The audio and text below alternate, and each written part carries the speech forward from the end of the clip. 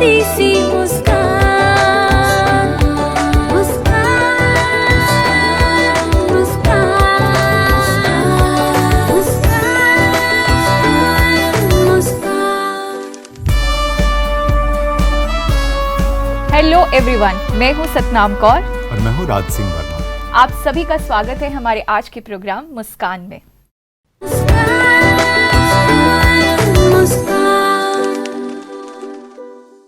हमारी सोसाइटी में अगर देखा जाए तो एक बिलीव सिस्टम बन गया है कि as a female we are not capable of taking our own decision. जब भी हमें अपने जीवन से रिलेटेड कोई डिसीजंस लेने होते हैं, हमें उस काबिल नहीं समझा जाता है। भले ही वो हमारी एजुकेशन से रिलेटेड हो, हमारे करियर से रिलेटेड हो, जॉब से रिलेटेड हो, मैरिज से रिलेटेड हो, और बहुत सारे डिसीजन जो कि आफ्टर मैरिज शुरू होते हैं कि हमें फैमिली आगे बढ़ानी है कि नहीं, कब बढ़ानी है, ये सब डिसीजंस पे एज अ फीमेल हम डिपेंडेंट हो गए हैं। आज के इस एपिसोड में हम इसी डिसीजन के ऊपर बात करेंगे।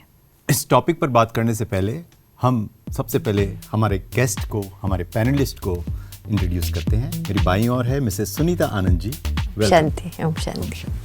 भारती नायक जी, वेलकम। हमारे साथ ही आज ब्रह्मा कुमारी अनीता दीदी जी, welcome to our show. Om Shanti. हमारे साथ है वेरी ब्यूटीफुल रिया अग्रवाल, वेलकम। नमस्ते। जैसा कि आप जानते हैं, सबसे पहले हमारे फॉर्मेट में हम देखते हैं रिसर्च क्या कहती है इस टॉपिक पर। आज के आधुनिक दौर में बहुत सी महिलाएं कामकाजी हैं। जीवन यापन के बढ़ते खर्च, बच्चों की पढ़ाई के खर्च और बचत की आदत, कुछ ऐसे ही कारणों की वजह से परिवार के दोनों सदस्य कमाने का निर्णय करते हैं। परंतु ऐसा देखा जाता है कि औरत के कामकाजी होने या ना होने का निर्णय उसका परिवार करता है, सिर्फ इसलिए क्योंकि यदि वह कामकाजी होगी तो घर के रोजमर्रा के कामकाज कौन करेगा। फिर कुछ मामलों में तो महिला के कंधों पर घर के कामकाज की जिम्मेदारी इतनी ज्यादा होती है कि घर से बाहर जाकर आजीविका कमाना उसकी सोच से भी परे हो जाता है। हालांकि आज बहुत से परिवारों में ये बदलाव देखने को मिलते हैं, जिसमें यदि घर की महिला वर्किंग है, घर के सभी सदस्य मिलकर करते हैं। परंतु अभी भी समाज का एक बड़ा हिस्सा रूढ़िवादिता का शिकार है।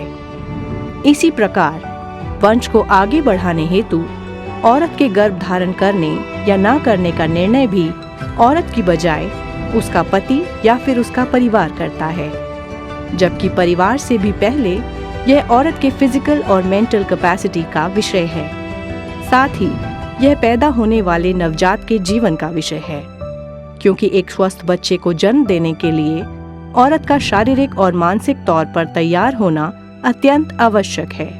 दबाव में लिए गए निर्णय से गर्भावस्था में कॉम्प्लिकेशंस आ सकते हैं। तो अब यह सोच का विषय है कि आजीविका और परिवार नियोजन को लेकर किए गए फैसलों में किसकी कितनी जिम्मेदारी है, क्योंकि आजीविका और परिवार नियोजन दोनों ही विषय स्त्री और उसके परिवार दोनों को प्रभावित करते हैं। परंतु फिर भी यह स्त्री के निजी जीवन का सवाल है, अतः हर निर्णय सावधानी से लेना जरूरी है।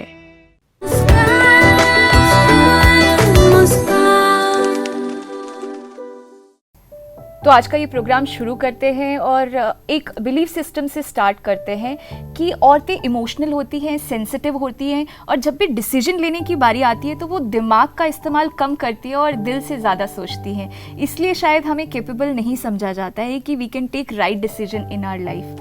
तो इसके ऊपर मैं रिया जी से पूछना चाहूँगी। यू आर यंग और आपने अपनी लाइफ में अभी बहुत सारे एक्सपीरियंसेस किए होंगे या करने हैं, तो आपका इसके ऊपर क्या व्यू है और इस जो बिलीफ सिस्टम है इसमें कितनी सच्चाई है। पर पहले एक बार रिया अग्रवाल जी के बारे में थोड़ा सा जानते हैं। रिया अग्रवाल, आप आज की एक आधुनिक नारी की मिसाल हैं। आपने छोटी उम्र से ही व्यवसाय के गुर सीखना आरंभ कर दिया। फाइनेंस वर्ल्ड की समझ हासिल करने के लिए आपने चार्टर्ड अकाउंटेंसी परस्यू किया। अपने बड़े विजन के कारण आज आप UPACA गुरुकुल की यंगेस्ट CEO हैं। आप एक अच्छी लीडर और एक बेहतरीन बिजनेस वुमेन हैं। भारतीय संस्कृति और परंपरा से आपका नजदीकी जुड़ाव है। इसी कारण से आपने माउंट आबू में तिरुपति बालाजी धाम मंदिर की स्थापना भी की।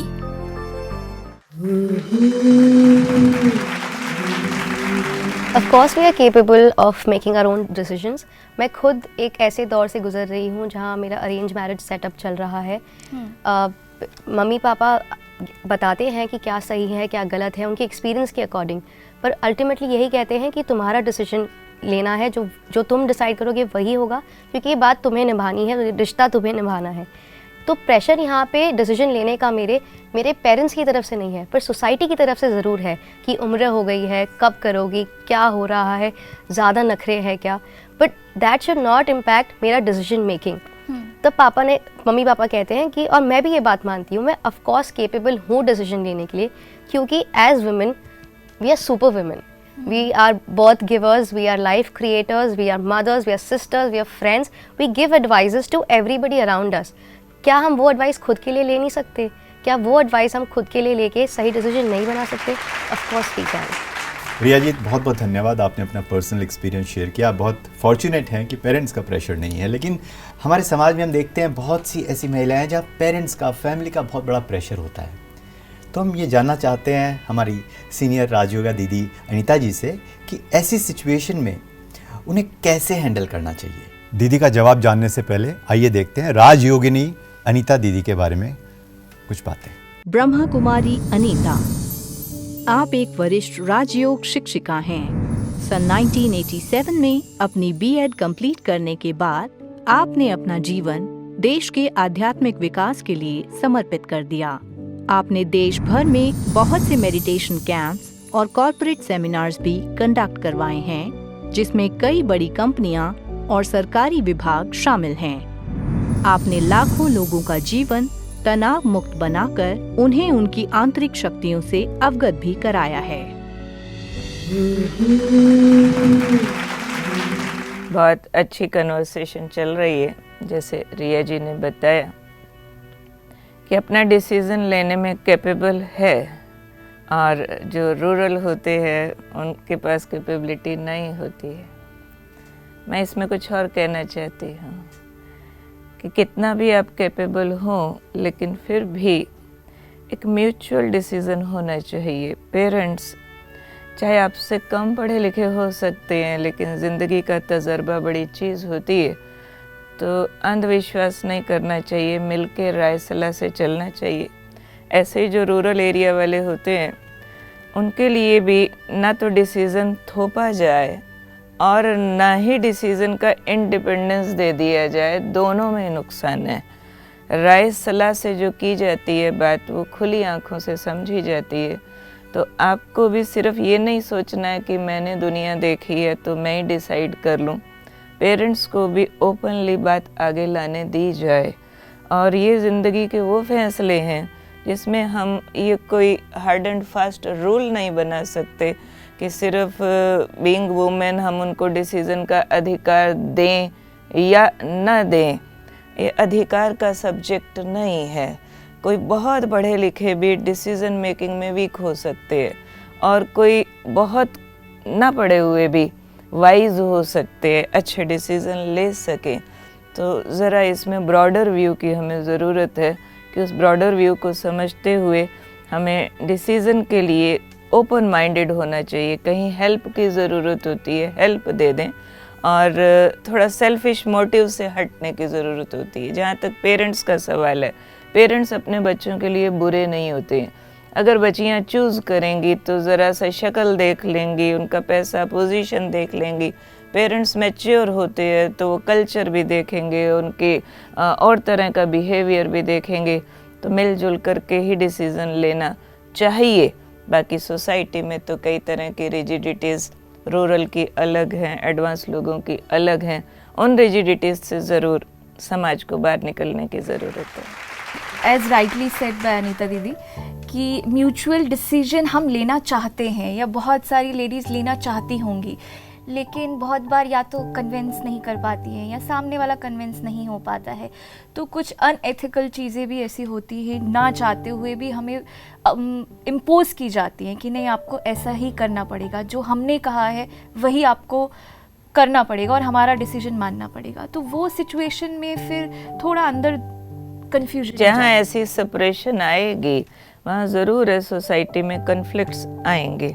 सेपरेशन नहीं होना चाहिए, चाहे पेरेंट्स की तरफ से है या फिर कोई भी एल्डर्स हैं वुमेन के सब्जेक्ट में गर्ल्स के लिए, और उस सेपरेशन से बचने के लिए तो फिर ज़रूर है खुद जो बच्चियां हैं, गर्ल्स हैं, उनको थोड़े कहीं ना कहीं स्ट्रॉन्ग स्टेप भी लेने की ज़रूरत पड़ती है। जस्ट एज कोई 12-13 साल की बच्ची की शादी करने लगे या फिर छोटी की बड़े ओल्ड एज वाले से करने लगे या फिर पढ़ी लिखी की अनपढ़ से करने लगे, तो वहाँ ज़रूर सोसाइटी को भी हेल्प करनी चाहिए और बच्चियों को भी आगे आकर के हिम्मत से थोड़ा कदम उठाने की ज़रूरत है ताकि समाज की इस कुरीति से बचा जा सके।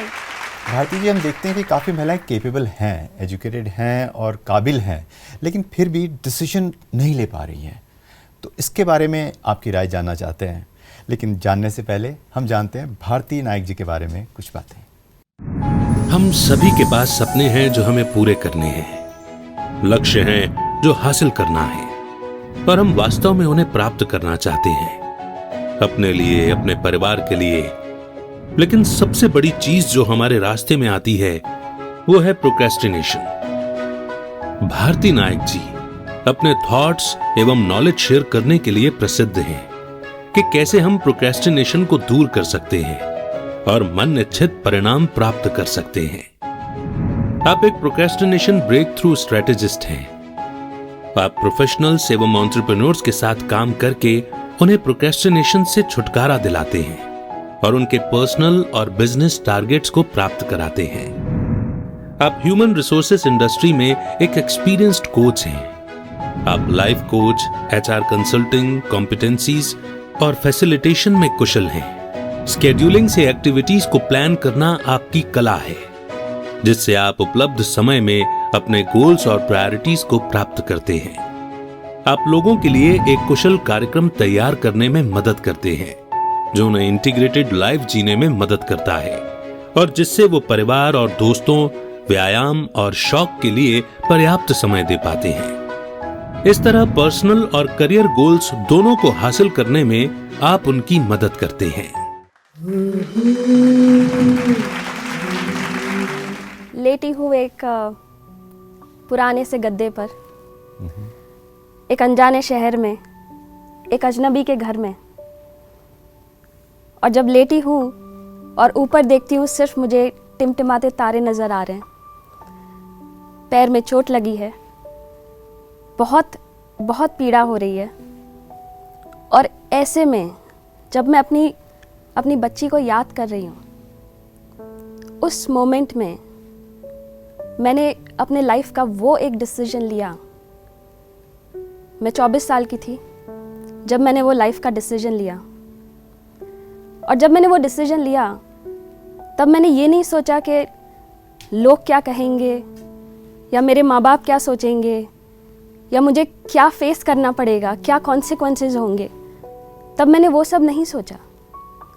मैंने सिर्फ अपने आप से एक सवाल पूछा, क्या मुझे ये ज़िंदगी चाहिए, या मेरे साथ जो हुआ या हो रहा है, क्या मैं अपनी बच्ची को ये देख सकती हूँ होते हुए। जब मैंने वो डिसीजन लिया, मेरा लाइफ पूरा चेंज हो गया। Did I make the decision to get married at 18? No. Did I make the decision to have a baby at the age of 19? No.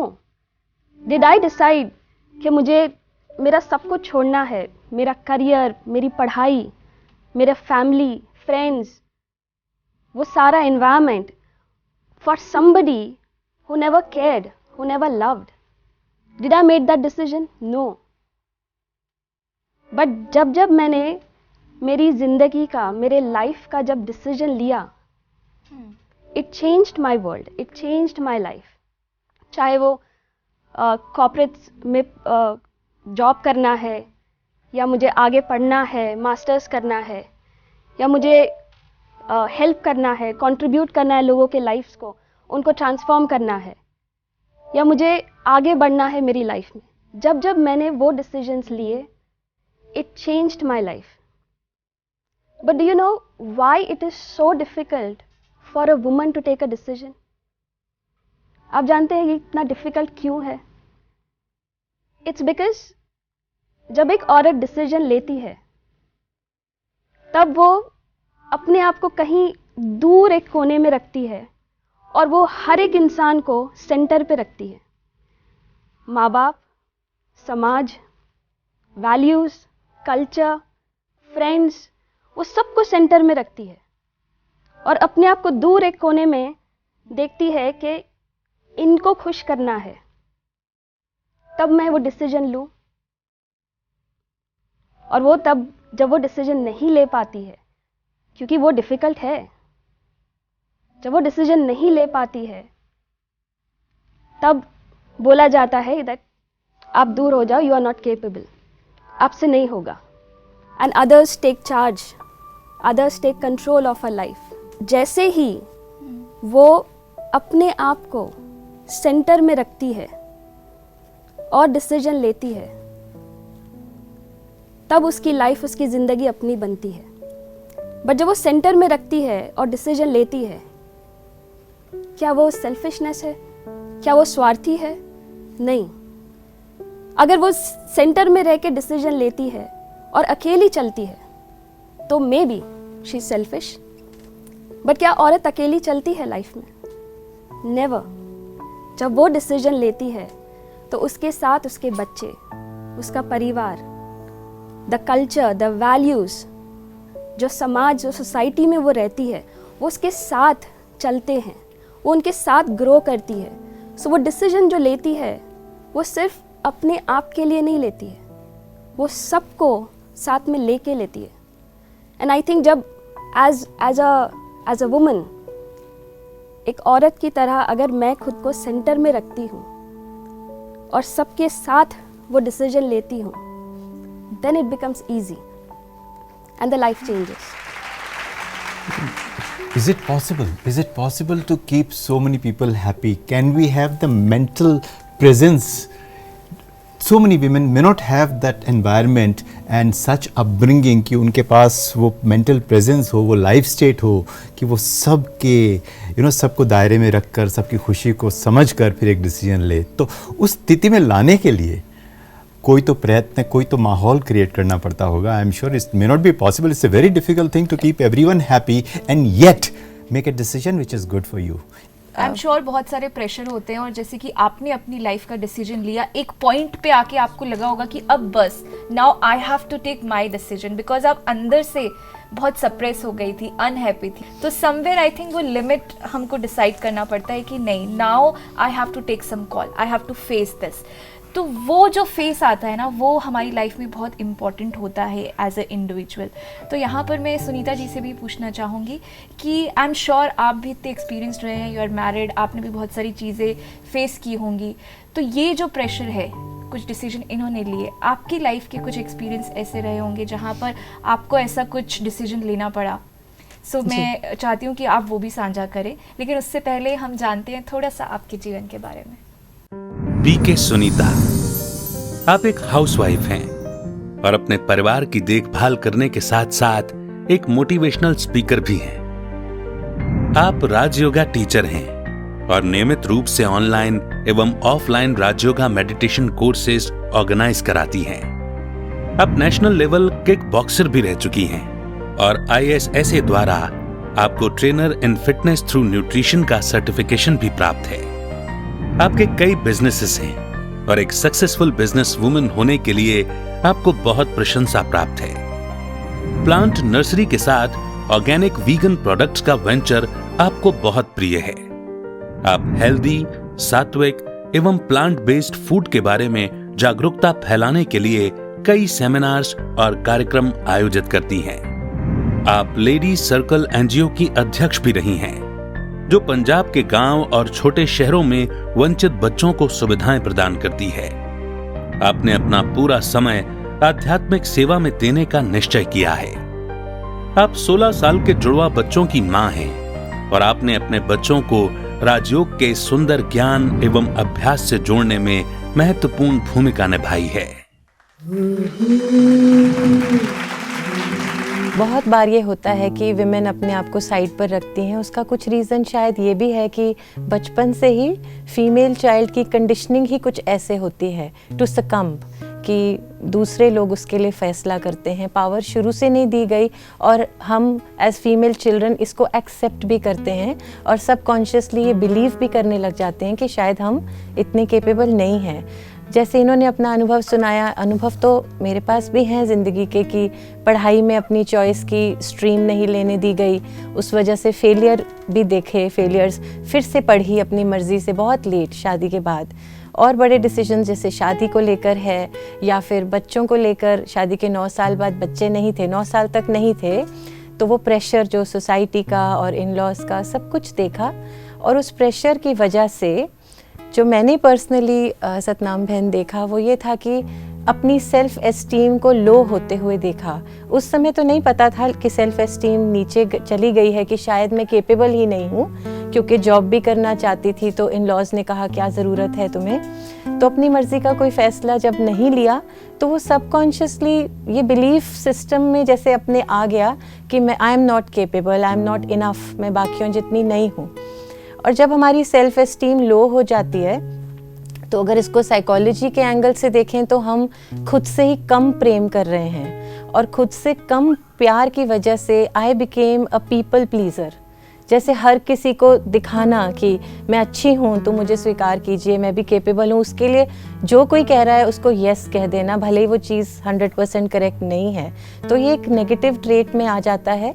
तो एक समय आया जब स्पिरिचुअलिटी में आने लगे तो ये दिखने लगा कि मुझे हर चीज़ को यस नहीं कहना है, क्योंकि जब मैं सबको खुश करने की कोशिश कर रही हूँ इसका मतलब है इसमें कहीं ना कहीं खुद को नो भी कह रही हूँ, खुद को प्रेम कम। तो जब अपने पास ही प्रेम नहीं है तो किसी को क्या प्रेम दूंगी, खुद ही खाली हूँ तो किसी को प्यार नहीं दे सकती, कोई भी रिलेशनशिप सक्सेसफुल नहीं हो सकता। फिर स्पिरिचुअलिटी ने सिखाया कि परमात्मा कैसे हमारा अपना स्वमान बढ़ाते हैं, कि हम वास्तव में कौन हैं। उससे मेरी सेल्फ एस्टीम बहुत रेज हुई, मैं एम्पावर्ड फील करने लगी।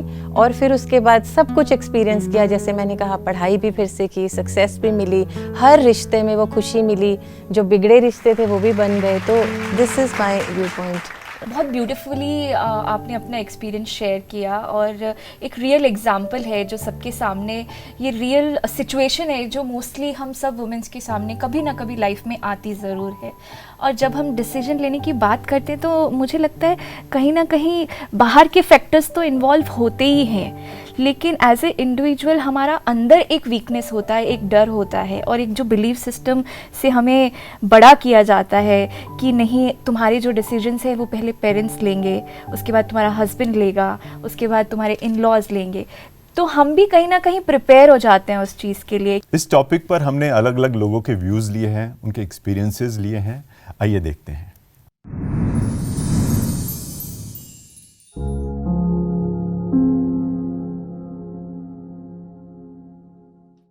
नमस्ते, मैं हूँ डॉक्टर शिखा, एक लाइफ कोच और एक रिसर्चर। तो बचपन से ही ना मैं बहुत ज़्यादा एम्बिशियस रही। मैंने कभी भी ये नहीं सोचा कि करियर में ग्रोथ करना सिर्फ मेल्स का ही काम होता है और फीमेल्स को करियर की जगह बाकी चीज़ों पे फोकस करना चाहिए, सिर्फ और सिर्फ घर के काम पे फोकस करना चाहिए। तो इसलिए मैं पढ़ाई में भी हमेशा अच्छी रही, क्योंकि मैं बहुत मेहनत करती थी पढ़ने के लिए। लेकिन जब हम अनमैरिड होते हैं ना, तब तक तो करियर में ग्रोथ करना हमें बड़ा ईजी लगता है, लेकिन आफ्टर मैरिज और सारी फीमेल्स की तरह मुझे भी बहुत से चैलेंजेस फेस करने पड़े। और सबसे पहला चैलेंज हम फेस करते हैं जब हमारी मैरिज होती है, नए एटमॉस्फेयर में खुद को एडजस्ट करना और साथ ही साथ अपने करियर की रिस्पॉन्सिबिलिटी को भी फेस करना, उसको भी हैंडल करना हमारे लिए बहुत चैलेंजिंग हो जाता है। और उसकी वजह से मैरिज के बाद मैंने अपनी जो अच्छी खासी मेरी जॉब चल रही थी एक मल्टीनेशनल कंपनी में एज ऑपरेशंस एग्जीक्यूटिव, उसको ड्रॉप कर दिया। और मैंने सोचा कि क्यों ना अब एज अ हाउसवाइफ ही रहकर देखा जाए और प्रोफेशनल जो ड्रीम्स है ना उनको छोड़ दिया जाए। और ऐसा ना हम बहुत सारी फीमेल्स के साथ होता है। हमको ये लगता है कि हमको जॉब करने की या फिर प्रोफेशनली एक्टिव रहने की आखिर ज़रूरत ही क्या है, सब कुछ तो अच्छा है लाइफ में, हस्बैंड इतना अच्छा अर्न कर रहे हैं, फैमिली का फाइनेंशियल बैकग्राउंड बहुत अच्छा है, तो फिर हमको वर्क करने की क्या ज़रूरत है। तो इसलिए यही सब सोचने के बाद भी मुझे अपने अंदर एम्प्टीनेस फील होती थी, और वो एम्प्टीनेस थी कि जो मेरी एम्बिशियस गर्ल थी ना अंदर मेरे, वो कहीं ना कहीं खो गई थी। जब हम प्रोफेशनली एक्टिव होते हैं ना, तो उससे सिर्फ हमें एक फाइनेंशियल फ्रीडम नहीं मिलती, बल्कि हमारा कॉन्फिडेंस लेवल भी उससे इंक्रीज होता है, हमारी पर्सनालिटी भी डेवलप होती है, और साथ ही साथ हमारे सोशल स्किल्स भी डेवलप होते हैं।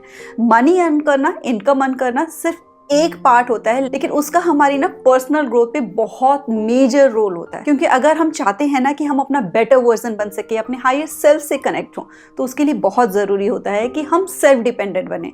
और सेल्फ डिपेंडेंट बनने के लिए आजकल जो बॉयज़ हैं उनको शुरुआत से ही सिखाया जा रहा है, कुकिंग सिखाई जा रही है, घर के काम करने सिखाए जा रहे हैं, लेकिन जो फीमेल्स हैं उनको इस बात की इंपॉर्टेंस नहीं दिखाई जाती कि हमारे लिए भी अर्न करना उतना ज़रूरी है। यानी कि सेल्फ डिपेंडेंट बनने के लिए हमको पका कर खाने और कमा कर खाने दोनों के स्किल्स को सीखना है। अब जब हम अपने प्रोफेशनल करियर की शुरुआत कर लेते हैं, तो एज अ वुमेन ना हमको बहुत सारे चैलेंजेस भी फेस करने पड़ते हैं। यही मेरे साथ हुआ कि मैंने अपनी यूनिवर्सिटी जॉब को ड्रॉप करके ना रेगुलर पीएचडी में एडमिशन ले लिया, क्योंकि मेरा जेआरएफ क्लियर हुआ था, तो मुझे फेलोशिप की सीट वहाँ पर मिल रही थी। जैसे ही मैंने अपनी पीएचडी सबमिट की, साथ के साथ ही लग गया लॉकडाउन, कोविड का लॉकडाउन। अब जॉब तो मैं जाकर कहीं कर नहीं सकती थी, तो मेरे पास सिर्फ और सिर्फ एक ऑप्शन बचा, वो था यूट्यूब। तो हमको एक बात को क्लियर रखना है कि हमारी लाइफ में ना चैलेंजेस तो बहुत सारे आएंगे, यानी कि प्रोफेशनली एक्टिव ना रहने के बहुत से रीजन एक मांगेंगे, हमें 1000 मिलेंगे, लेकिन हमको ना बस अपना एक वो स्किल आइडेंटिफाई करना है, खुद की सेटिस्फैक्शन के लिए, खुद की ग्रोथ के लिए, बाकी सोसाइटी को इंस्पायर करने के लिए, स्पेशली अपनी डॉटर्स को इंस्पायर करने के लिए, और साथ ही साथ अपनी कंट्री को आगे बढ़ाने के लिए बहुत ज़रूरी होता है एक विमेन का फाइनेंशियली इंडिपेंडेंट होना। ओम शांति।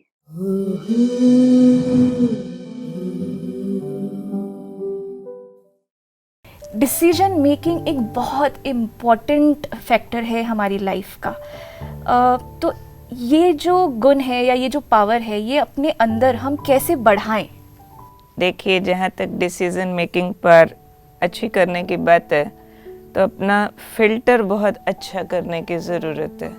कोई भी डिसीज़न में प्लस माइनस होता है, कहीं कुछ गलत होगा, कुछ ठीक होगा, किधर का पलड़ा भारी होगा, किधर का पलड़ा हल्का होगा, तो उस दो में से कहीं एक चूज़ करना होता है, एक गलत है, एक ठीक है, कहीं 10 में से एक चूज़ करना होता है आपको।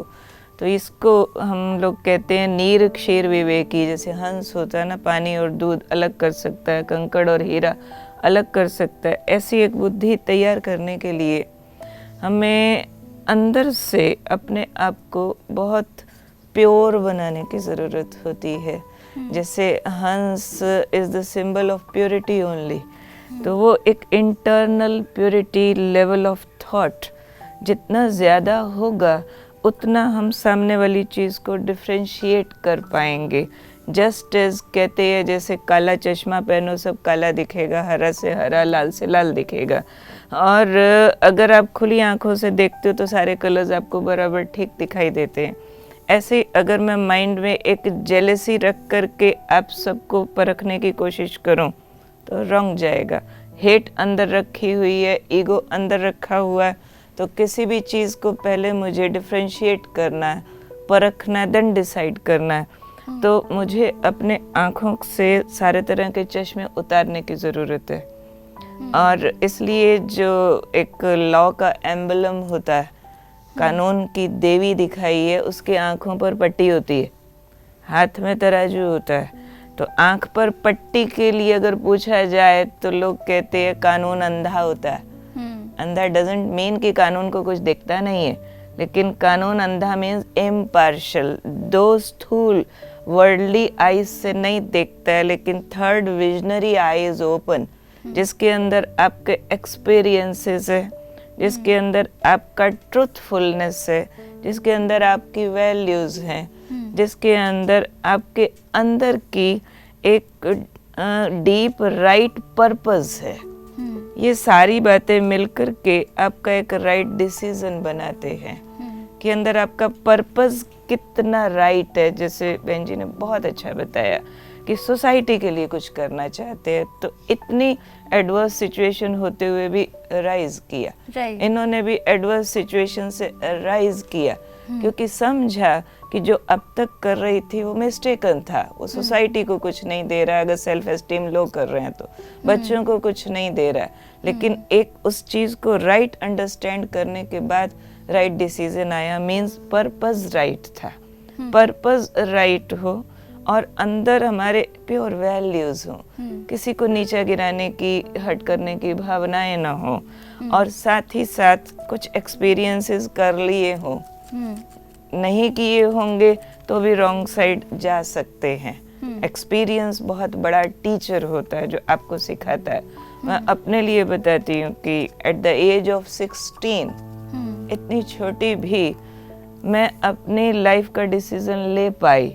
हमारे फैमिली के सब लोग इस फेवर में थे कि आपको वर्ल्डली लाइफस्टाइल में रहना है। उससे पहले मैं बहुत फैशनेबल, बहुत रोब वाली, बहुत लीडरशिप स्पिरिट वाली, गुस्से वाली, और जब मेडिटेशन सीखा तो इंट्रोवर्ट होकर के मैं अपने डिसीजन लेने पर आ गई कि अब मुझे वो लीडरशिप स्पिरिट, वो फैशन की गुड़िया, वो मटेरियलिज्म, उसके बजाय मुझे एक स्पिरिचुअल लीडर बनना है, मुझे वैल्यूज़ को लीड करना है। और जैसे ही मैंने वो वैल्यूज़ एम्बाइब करनी चाहिए अपने ही फैमिली में, बहुत विरोध हुआ क्योंकि मैं सिर्फ शांत हो गई थी, सिर्फ हर बात में ना दूसरों को डांटना के बजाय हाँ जी वाली हो गई थी, बहुत ऑनेस्ट हो गई, बहुत सच्ची हो गई। बहुत अपोजिशन आया पूरी फैमिली से और 8 इयर्स स्ट्रगल।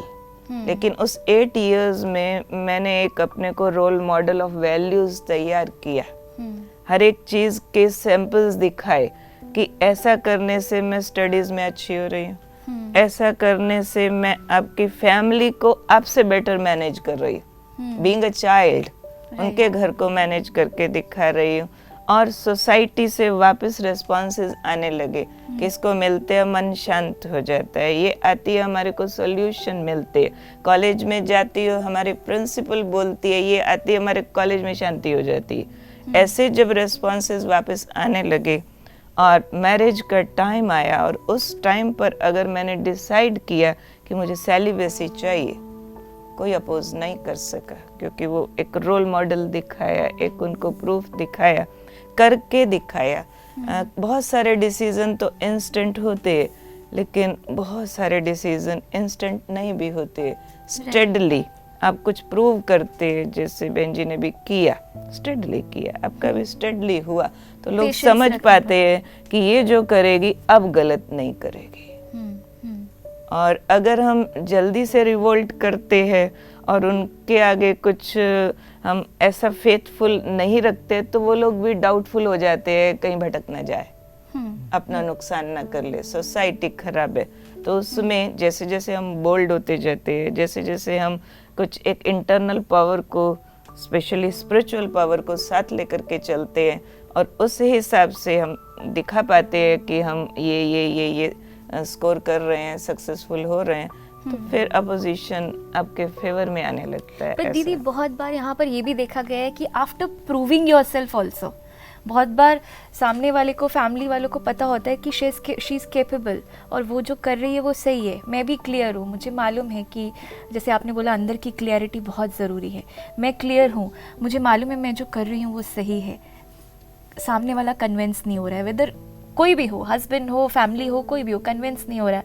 अब वहाँ पे वो सिचुएशन बहुत बार टाइम के साथ भी सॉल्व नहीं होती है। एक प्रैक्टिकल सिचुएशन ऐसी समझ में आई है दीदी, कई बार शहर में हम देखते हैं, अलग अलग फैमिलीज़ में देखते हैं, जो आपने कहा आप इतने सक्षम थे कि आपने अपने बिहेवियर से इतना स्ट्रांग था कि प्रूव कर दिया कि ये तरीका बहुत अच्छा है, और वो अल्टीमेटली कन्विंस हो गया। लेकिन कई बार ऐसा होता है कि सबकी, जैसे आपने कहा चश्मे अलग अलग जो हमने पहने हैं बचपन से, वो जब तक निकालेंगे नहीं तब तक हम सही दृष्टि से देख नहीं पाएंगे, हमारी समझ जो है वो छुपी हुई है उन लेयर्स चश्मों से। लेकिन हम देखते हैं कि कई बार एक महिला अपने घर के अंदर कितनी भी कोशिश कर ले लेकिन कर नहीं पाती है, तो क्या ये उचित है कि पूरा जीवन निकाल दे, ये संघर्ष में, या फिर वहाँ से निकल के ऐसी परिस्थिति में आ जाए, जैसे शो में हम डिस्कस कर रहे थे कि एक ऐसे स्पिरिचुअल इंस्टीट्यूशन या ऐसे पावरफुल प्लेस में आ जाए ताकि उसे और पावरफुल बना दे और फिर वापस आके सॉल्व करे? क्या ऐसा करना उचित है? दोनों की ज़रूरत नहीं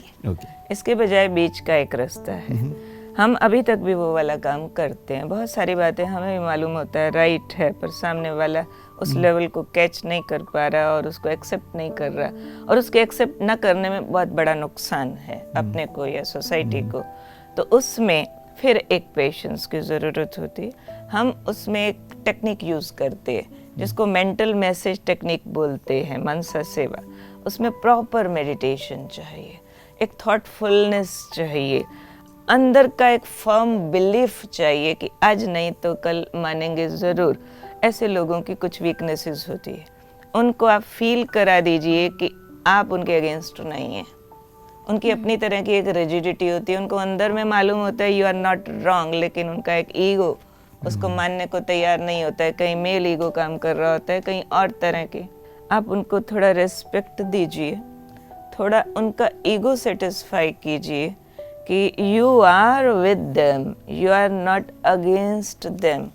ऊपर से आप रिएक्टिव ना हो जाइए, क्रांति ना छेड़ दीजिए, अंदर से गुड विशेस देते रहिए। अंदर से एक मेंटल मैसेज, मेंटल प्रिपरेशन। समझो इन्होंने मुझे कोई बात पर मेरे अगेंस्ट हो गए, बात मेरी राइट है, और मैं अंदर सोचे जा रहे बेकार पीछे पड़े हैं, समझ नहीं आता, ऐसे करेंगे तो ऐसा कैसे होगा, मैंने छोड़ देना, मैंने इनको समझा देना, सिद्ध करके बता देना you are wrong. Not like that. एक नेगेटिव एनर्जी जा रही है जो कभी काम नहीं होने देगी। उसके बजाय एक पॉजिटिव मैसेज, कोई बात नहीं, आज इनके ऊपर कोई क्लाउड्स आए हैं, कोई नेगेटिविटी के हट जाएंगे, आज नहीं तो कल मेरी बात मानेंगे। वैसे बहुत अच्छी है, इस बात में बहुत अच्छी है, परमात्मा की इन पर कृपा है, उनकी लाइट भेजती हूँ, एक पॉजिटिव मैसेज भेजती हूँ। अब तक का एक्सपीरियंस है 99% केसेस सॉल्व होते हैं, लेकिन ठीक से इस चीज़ को प्रैक्टिस करने की ज़रूरत है। हम मेंटली उनके अगेंस्ट ना हो जाएं, अपने अगेंस्ट लोगों के भी हम मेंटली फेवर में रहें, उनको प्यार करें, अंदर से रिस्पेक्ट दे, उनके उस वीकनेस को ऐसे संभाले जैसे माँ बच्चे की कमजोरी समा करके फिर भी कहती मेरा बेटा। तो ऐसा वाला प्यार जब उनको पहुंचेगा, एक्सेप्टेंस आ जाती है, एक्सपीरियंस हो जाता है। हमारी राजयोगिनी दीदी अनीता जी ने बहुत अच्छा सोल्यूशन दिया, प्लस हमारे पार्टिसिपेंट्स ने अपने लाइफ के एक्सपीरियंसेस बताए, और अभी इस समय मुझे एक समझ पैदा हो रही है कि wise decision making is very important. अब वो वाइज डिसीजन मेकिंग कैसे लें, तो जो मुझे समझ में आया है कि पुराने चश्मे जो बचपन से हमारे ऊपर चढ़ाए जा रहे हैं, through society, through people, through family, उन चश्मों को आस्ते आस्ते निकालना पड़ेगा। पर निकालते वक्त हमें पेशेंस रखना बहुत ज़रूरी है। हम रिएक्ट ना करें, रिस्पॉन्ड करें। जैसे उन्होंने कहा, कई बार ऐसी सिचुएशन आती है कि हम कुछ कर रहे हैं लेकिन वो हो नहीं रहा है, तो मनसा सेवा देते रहें, क्योंकि ये समझे कि उनके पास भी वही क्वालिटी है, लेकिन अभी फ़िलहाल वो वीक है, वो अपने उन वर्च्यूज़ के टच में नहीं है, तो हम अपने वर्च्यूज़ के टच में हैं, तो उनको मनसा सेवा देते रहेंगे ताकि वो कभी ना कभी हमारी जो बातें हैं वो समझे, और फिर हमारा जो डिसीजन है, चूँकि हमने इतना वाइजली लिया है और सोसाइटी के लिए अच्छा है, हमारे लिए लाभकारी है, उनके लिए भी बेनिफिशियल है, एक न एक दिन उन्हें समझ में आएगा, और हम थ्रू एग्जाम्पल, जैसे हमने शेयर किया, थ्रू एग्जाम्पल जी पाएंगे, and people will let us take the wise decision. और जैसे उन्होंने कहा 99% सक्सेस रेट मिलती है। प्लस यहाँ पे एक चीज़ और ऐड करना चाहूँगी मैं, इंटरनल पावर्स तो हमें डिसीजंस लेने के लिए बढ़ानी चाहिए। सोसाइटी पॉइंट ऑफ व्यू से या पेरेंट्स पॉइंट ऑफ व्यू से भी मैं एक चीज़ बोलना चाहूँगी कि हम औरतों पे थोड़ा भरोसा दिखाना चाहिए, थोड़ा ट्रस्ट दिखाना चाहिए, क्योंकि हमें बचपन से ही सिखाया जाता है कि परिवार को, फैमिली को साथ लेके कैसे चलना है, तो वो हमारे खून में है, हमारे अंदर है, हमारी सोल में है, राइट।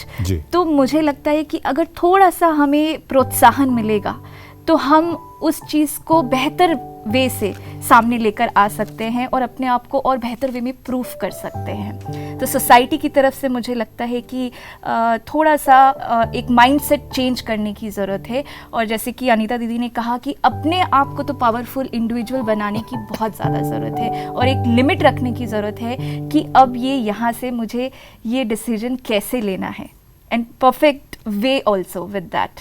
सो बहुत सुंदर सुंदर सॉल्यूशंस आए। आई एम श्योर इस प्रोग्राम के थ्रू बहुत सारी महिलाएं अपने आप को एक शक्ति के साथ उभारेंगी और अपनी लाइफ में सही डिसीजन सही समय पर ले पाएंगी। ऐसे ही बहुत सारे सॉल्यूशंस आप सबके लिए लेते आएंगे हम इस प्रोग्राम के ज़रिए। फिर मिलेंगे अगली कड़ी में, तब तक के लिए नमस्कार। तो आज के एपिसोड से हमने समझा कि परिवार और कैरियर में परस्पर सामंजस्य बनाए रखना आवश्यक है।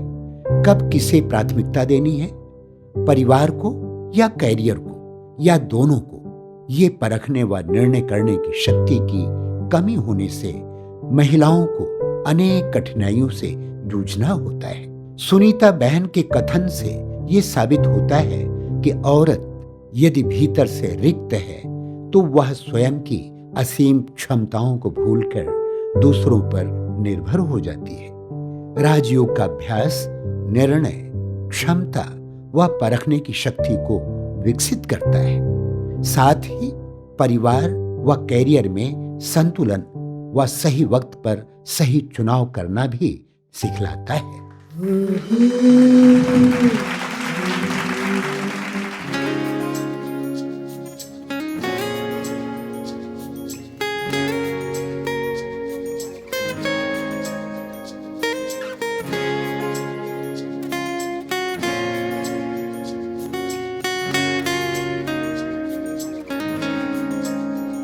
उमंगों के यूं पंख लगाए हैं, उड़ने को हम तैयार हैं। रुकते नहीं, ज़मीं पर पाँव है, बुलंदी से भी ऊंची उड़ान है। नई सोच है, नया सा एक अंदाज है, विश्वास है, ये गजब सा एक एहसास है। उमंगों के यूं पंख लगाए हैं, उड़ने को हम तैयार हैं। रुकते नहीं, ज़मीं पर पाँव है, बुलंदी से भी ऊंची उड़ान है।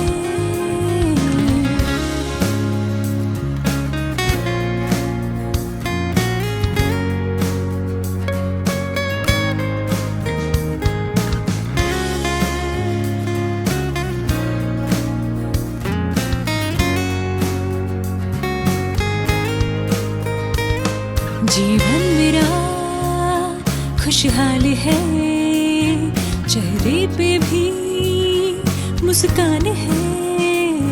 जीवन मेरा खुशहाल है, चेहरे पे भी मुस्कान है। नई सोच है, नया सा एक अंदाज है, विश्वास है, ये गजब सा एक एहसास है। उमंगों के ये पंख लगाए हैं, उड़ने को हम तैयार हैं। रुकते नहीं, ज़मीं पर पाँव है, बुलंदी से भी ऊंची उड़ान है।